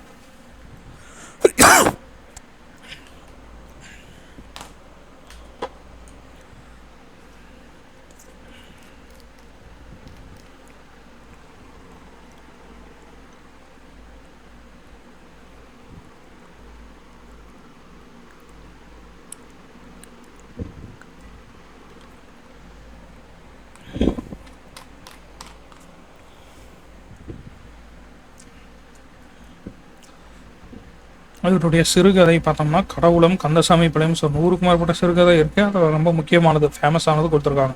கடவுளும் கந்தசாமி பிள்ளையும், சாப விமோசனம், பொன்னகரம், ஒரு நாள் கழிந்தது, இதெல்லாம் புதுமை பித்தனுடைய சிறுகதைகள். மணிக்கொடு இதழில் வெளியானவருடைய சிறுகதை மனித எந்திரம். அதுதான் கதையாக கொடுத்துருப்பாங்க. மனித எந்திரம் அப்படிங்கிறது மணிக்கொடு இதழில் வெளியான சிறுகதை. ஸோ புதுமை பித்தனுடைய இயற்பெயர் ஸோ விருத்தாச்சலம். அடுத்து உயிர் குணங்கள். உயிர் குணங்கள் அப்படின்னு சொல்லி கன்னிப்பாவை நூலில் இருக்கக்கூடிய உயிர் குணங்கள் வந்து கொடுத்துருக்காரு. ஒவ்வொரு மனிதனுக்குள்ளேயும் நிறைந்திருக்கும் பண்புகளை பற்றி கன்னிப்பாவை நூலில் எழுதியிருப்பார். யார் எழுதியிருப்பார்னா இறையரசன். ஸோ இறையரசன் அவர் தான் எழுதியிருப்பார். உயிர் குணங்கள், மனிதனுக்கு இருக்க வேண்டிய முக்கியமான குணங்கள் என்னென்ன அப்படின்னு பார்த்தோம்னா நிறைய சொல்லியிருப்பார். அறிவு, அருள், ஆசை, அச்சம், அன்பு, இரக்கம், வெகுளி, நாணம், நிறை, அழுக்காறு, எளிமை, நினைவு, துணிவு, இன்ப, துன்பம், குறை, மதம், கடை, பிடிகள், பொச்சாப்பு, மானம், அறம். பொச்சாப்புனா சோர்வு, மானம், அறம், வெறுப்பு, ஓப்பு, ஊக்கம், மையல். மையல்னா விருப்பம், வென்றி, இகல். இகல்னா பகை, இளமை, மூப்பு, மறவி, ஓர்ப்பு. ஓர்ப்புனா ஆராய்ந்து தெளிதல், இன்ன பிற. ஸோ இதெல்லாம் வந்து மண்ணும் உயிர் குணங்கள் எல்லாம் குறைவர பெற்றவள் நீ அப்படின்னு சொல்றாரு. ஸோ அதெல்லாம் வந்து ஒரு உயிருக்கு இருக்க வேண்டிய குணங்கள் அப்படின்னு சொல்றாரு. அறிவு, அருள், ஆசை, அச்சம், அன்பு, இரக்கம், வெகுளி, நாணம், நிறை, அழுக்காறு, எளிமை, நினைவு, துணிவு, இன்ப, துன்பம், பொறை, மதம், கடைப்பிடிகள், பொச்சாப்பு, மானம், மரம், வெறுப்பு, ஓப்பு, ஊக்கம், மையல், வென்றிகள், இளமை, மூப்பு, மறவி, ஓர்ப்பு. அதெல்லாம் வந்து சொல்றாரு. குலமாதை பெண்ணரசி, இறைமகன் வந்திருக்க இன்னும் நீ உறங்குதியோ, புறப்படு புன்னகையனை போத்தலோர் எம்பாவாய் அப்படின்னு சொல்லி பெண் அரசி கேட்கிறார். ஸோ பொச்சாப்புனா சோர்வு, மையல் விருப்பம், ஓர்ப்பு ஆராய்ந்து தெளிதல், இகல் பகை, மண்ணும் நிலை பெற்ற அப்படின்னு அர்த்தம். ஸோ கன்னிப்பாவை, பாவை நூல்கள் அப்படிங்கிறது பாவை நோன்பு அப்படின்னு சொல்லக்கூடியது. மார்கழி மாசத்துல விடியத்துக்கு முன்னாடியே பெண்கள் எழுந்திருச்சு மற்ற பெண்களையும் எழுப்பி கொண்டு ஆற்றுக்கு சென்று நீராடி இறைவனையும் வழிபடும் வழக்கம். அதுதான் பாவை அப்படின்னு சொல்றோம். பாவை நோன்பு. 2 கடவுள் இருக்கு, திருப்பாவை, திருவம்பாவை. திருப்பாவை திருமாலை வழிபட செல்லும் பெண்கள் பிற பெண்களை எழுப்பதாக ஆண்டாள் பாடிய நூல். திருப்பாவை அப்படிங்கிறது ஆண்டாள் பாடியது. திருமாலை வழிபட பெண்கள் செல்வார்கள். திருவெம்பாவை அப்படிங்கிறது சிவபெருமானை வழிபட பெண்கள் செல்லக்கூடியது. திருவெம்பாவை இயற்றியவர் மாணிக்க வாசகர். திருப்பாவை ஆண்டாள், திருவெம்பாவை மாணிக்க வாசகர். ஸோ திருப்பாவைங்கிறது திருமால், திருவெம்பாவை சிவபெருமான். இறையரசனுடையது கன்னிப்பாவை. இறையரசனுடைய பேர் சேசுராசா. சேசுராசா தமிழ் பேராசிரியர். ஆண்டாளுடைய திருப்பாவையை தழுவி கன்னிப்பாவையை எழுதியிருப்பார். ஆண்டாள் அவர்களுடைய திருப்பாவையினோட தழுவி கன்னிப்பாவையை எழுதியவர் இறையரசன் சொல்லக்கூடிய சேசு ராசா. திருப்பாவையிலிருந்து ஒரு பாட்டு கொடுத்துருக்காங்க. புழைக்கடை தோட்டத்து செங்கழு நீர் ஆம்பல்வாய் கூம்பின் கான் செங்கல் பொடி கூரை வெண்பல் தவ திருக்கோயில் சங்கிடுவான் எழுந்திராய் நாணாதாய் நாவுடையாய் சங்கோடு சக்கரமேந்தும் தடக்கையன். ஸோ நம்ம இசைக்கருவியில் படிச்சிருப்போம் சங்கு, அதை பற்றி படிச்சிருப்போம். ஸோ சங்கு அப்படிங்கிறத பற்றி திருப்பாவை சொல்லுது. ஆண்டாள் திருப்பாவை வந்து சொல்லுது அப்படின்னு சொல்லி நம்ம படிச்சிருப்போம். உங்கள் புழைக்கடை தோட்டத்து வாவியில் செங்கழு நீர் வாய் நெகிழ்ந்து ஆம்பல்வாய் கூம்பின் கான் செங்கல் பொடி கூரை வெண்பல் தவத்தவர் தங்கள் திருக்கோயில் சங்கிடுவான் போகின்றார் உங்களை முன்னம் எழுப்புவான் வாய்ப்பேசும் நாங்காய் நங்காய் வாய்ப்பேசும் நங்காய் பெண்கள் எழுந்திராய் நாணாதாய் நாவுடையாய் சங்கொடு சக்கரமேந்தும் தடக்கையன் பங்கைய கண்ணானை பாடலோ எம்பாவாய் அப்படின்னு சொல்லி திருப்பாவை வந்து சொல்லுது. அடுத்து வந்து பார்த்தோம்னா மேத்தாவுடைய கவிதை இளைய தோழனுக்கு. மேத்தா திரைப்பட பாடல்கள் எழுதியிருப்பாரு. முக்கியமான இளையராஜா பாட்டு ஒன்று இருக்கும். என்ன பாட்டது? ராசராச சோழன் நான். ஸோ மைக் மோகனுடைய இந்த படத்தில் வரக்கூடிய இந்த பாட்டு ரொம்ப ரொம்ப பிடிச்ச பாட்டு. இந்த பாட்டு எழுதினவர் மேத்தா தான். இளைய தோழனுக்கு அப்படிங்கிறது மேத்தாவுடைய கவிதை. மேத்தாங்கிறது வானம்பாடி இயக்க கவிஞர்களில் குறிப்பிடத்தக்கவர் தான் மேத்தா. புது கவிதையை பரவலாக்கிய முன்னோடிகளுள் ஒருவர். ஸோ அவருடைய நூல்கள் கண்ணீர் பூக்கள், ஊர்வலம், சோழ நிலா, மகுட நிலா. கல்லூரி பேராசிரியர். அவருடைய ஆகாயத்துக்கு அடுத்த வீடு சாகித்ய அகாடமி பெற்ற புது கவிதை நூல். ஆகாயத்துக்கு அடுத்த வீடு சாகித்ய அகாடமி வாங்கிய புது கவிதை நூல் மேத்தாவுடையதை. வானம்பாடி இயக்க கவிஞர்களில் குறிப்பிடத்தக்கவர். புது கவிதை பரவலாக்கிய முன்னோடிகளில் ஒருவர். மற்ற நூல்கள் பன்னீர் பூக்கள், ஊர்வலம், சோழ நிலா, மகுட நிலா. ஸோ அதில் வந்து இளைய தோழனுக்கு அப்படிங்கிறது ஒரு அதாவது மோட்டிவேஷனாக இருக்கக்கூடிய ஒரு பாட்டு தான் இது. அதாவது பாதங்கள் நடக்க தயாராக இருந்தால் பாதைகள் மறுப்பு சொல்ல போகிறதில்ல. நெய்யாய் திரியாய் நீயே மாறினால் தோல்வியும் தூண்டுகோலாகும், வெற்றியும் வெளிச்ச விதைக்கும். கவலைகளை தூக்கி கொண்டு தெரியாதே, அது வந்து கை குழந்தை கிடையாது. உன்னுடன் நீயே கை குலுக்கிக்கொள். ஸோ கூட நீ தனியாக இருக்க, யாரும் இல்லைனா உன்னுடன் நீயே கை குலுக்கிக்கொள். தூங்கி விழுந்தால் பூமி வந்து உனக்கு படுக்கையாகிறது, நடந்தால் அதுவே பாதையாகும். விழித்தெழும் திசையே உனக்கு இது பூமிக்கு கிழக்கு. நீ விழிக்கிற திசை தான் பூமிக்கு கிழக்கு. உன்னுடைய விரல்களில் ஒளிரும் சூரிய விளக்கு. நாளை மட்டுமல்ல இன்றும் நம்முடையது தான் நட அப்படின்னு சொல்லி மேத்தாவுடைய ஒரு பாட்டு. இளைய தோழர்களுக்கு உந்துதலாக இருக்கக்கூடிய ஒரு பாட்டு எழுதியிருப்பார் மேத்தா. அடுத்து வந்து பார்த்தோம்னா அம்பேத்கர் பற்றிய ஒரு உரைநடை. ஸோ சட்டமேதை அம்பேத்கர்.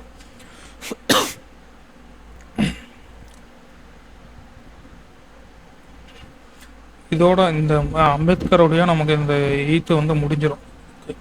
ஸோ சட்டமேதை அம்பேத்கர் இந்தியாவுடைய முதல் சட்ட அமைச்சர் வந்து அவர் தான். இந்திய அரசியல் சாசனத்தின் தந்தைன்னு சொல்லக்கூடியவர். இவர் வந்து 3 தெய்வங்கள் வந்து சொல்லியிருப்பார். ஸோ இவருக்கு 3 தெய்வங்கள் எதுனா அறிவு, சுயமரியாதை, நன்னடத்தை. இது 3 தான் இவருக்கு 3 தெய்வங்கள். 1891 ஏப்ரல் 14 வந்து பிறந்தவர். பெற்றோர்கள் ராம்ஜி சக்பால் பீமாபாய். 14வது குழந்தையாக பிறந்தவர். மகாராஷ்டிரா மாநிலத்தில் இருக்கக்கூடிய ரத்னகிரி மாவட்டத்தில் இருக்கக்கூடிய அம்பவாதை தான் அவங்களுடைய ஊர்.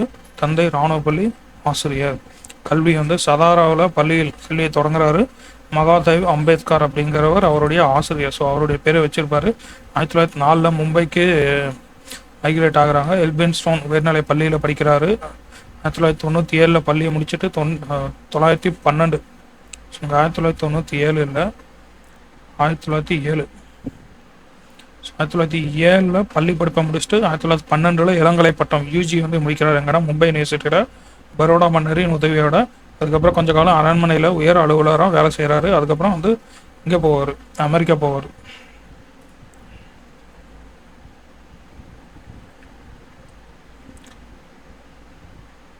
ஆயிரத்தி 1912 இளங்கலை பட்டம் யூஜி மும்பை பல்கலைக்கழகத்தில். சிறிது காலம் அரண்மனையில் உயர் அலுவலராக பணியாற்றுறாரு.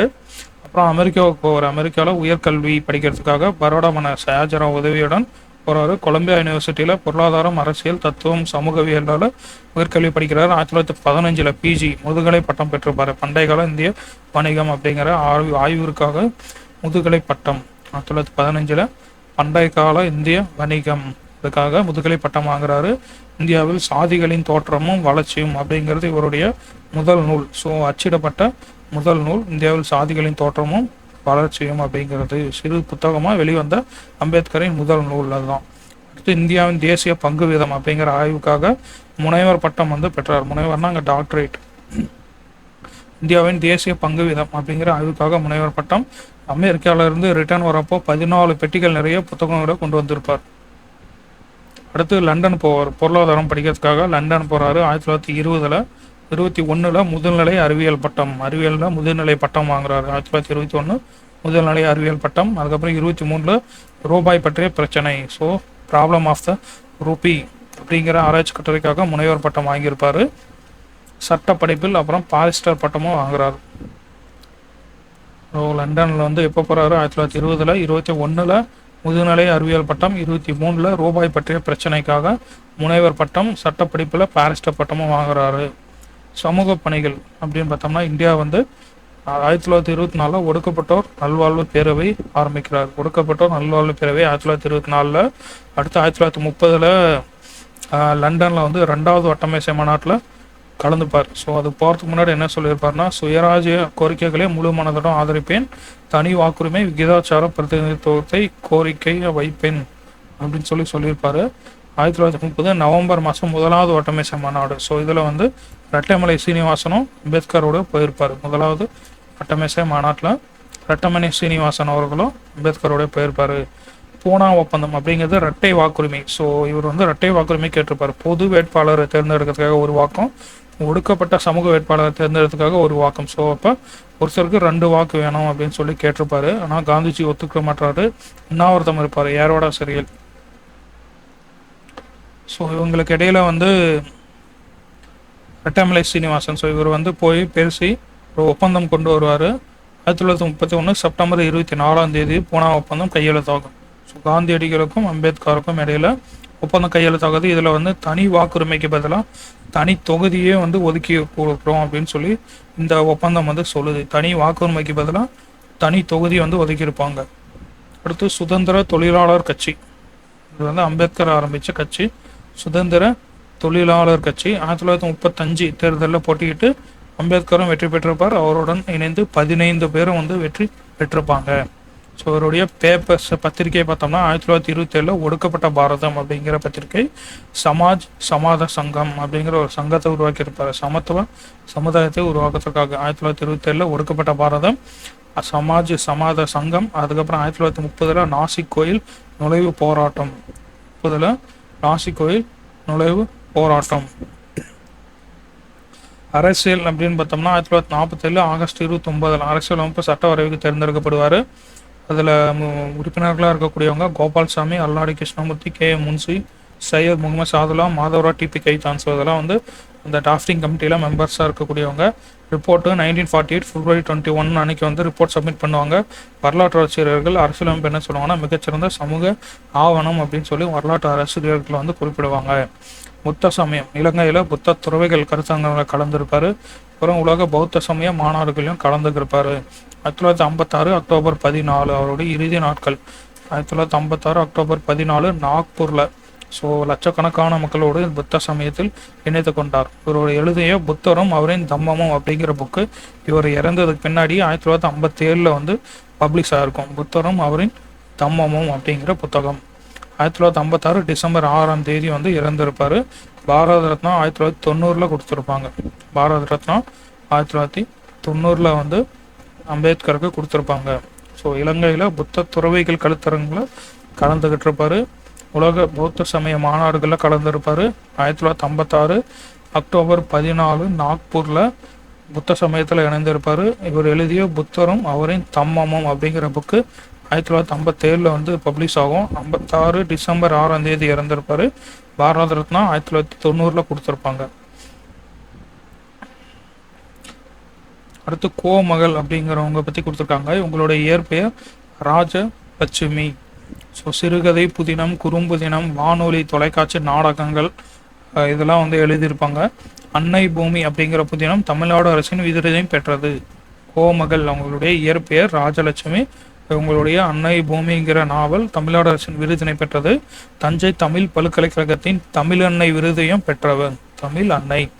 ஸோ அன்னை அன்னை அப்படி வருது பாருங்க. அன்னை பூமி புதினம், அதே மாதிரி தமிழ் அன்னை விருதையும் பெற்றவர் கோமகள் தான். இவங்களுடைய நூல் பார்த்தோம்னா உயிர் அமுதாய், நிலாக்கால நட்சத்திரங்கள், அன்பின் சிதறல்.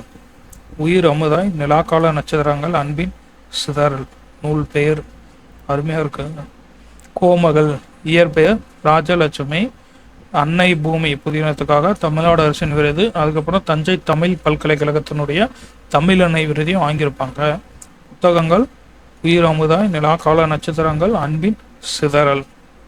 அடுத்து பால் மனம் அப்படிங்கிற ஒரு கதை வந்து வெண்ணிலா தொகுத்த மீதம் இருக்கும் சொற்கள் அப்படிங்கிற நூல்ல இருந்து எடுத்து கொடுத்துருப்பாங்க.